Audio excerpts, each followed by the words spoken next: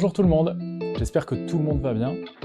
Je vous fais aujourd'hui cette vidéo un peu comme un retour sur YouTube, puisque ça va faire des mois que j'ai pas fait de vidéo, parce que j'étais dans la préparation de ma formation, que je terminais aussi mon stage que j'ai fait chez Fitness Park, et donc j'ai pas du tout pris le temps de continuer les vidéos que j'ai faites.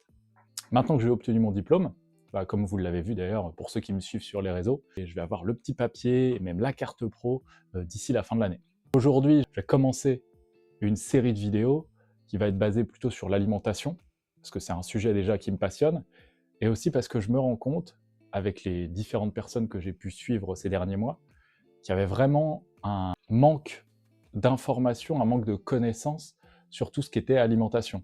Je ne parle pas de choses hyper scientifiques, très techniques, je parle juste de la base de ce que c'est que l'alimentation.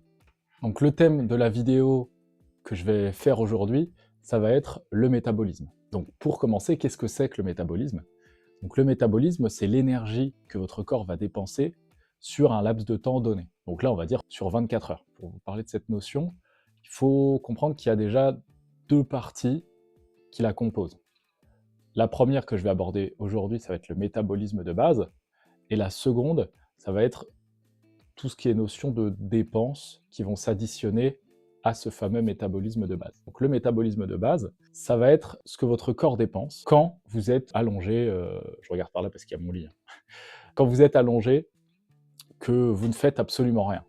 Donc le fait de respirer, le fait que votre cœur bat, que vos organes fassent leur travail, qu'il y ait tous les échanges, je dirais, chimiques, électriques, hormonaux, enfin bref, tout ce qui se passe dans votre corps, quand vous faites absolument rien. Par quoi il est impacté? Il est impacté par le genre, le sexe de la personne.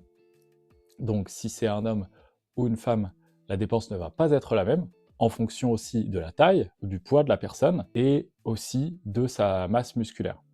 Pourquoi je vous parle de la masse musculaire aussi? Parce que la masse musculaire, comparée au gras que vous pouvez avoir dans le corps, donc si on fait une comparaison sur le même poids, je vais dire 1 kg de muscle par exemple et 1 kg de graisse, la dépense que votre corps aura avec ce kilo de muscle sera 2 à 3 fois plus importante que si c'était de la graisse.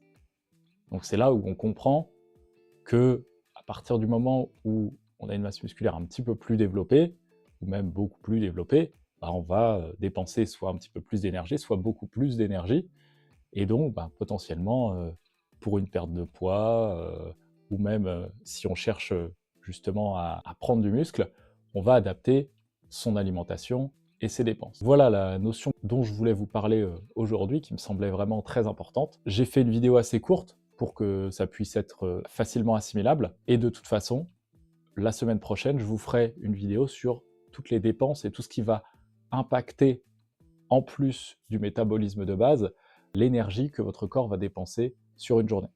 Si jamais vous avez déjà des questions, n'hésitez pas à les poser dans les commentaires.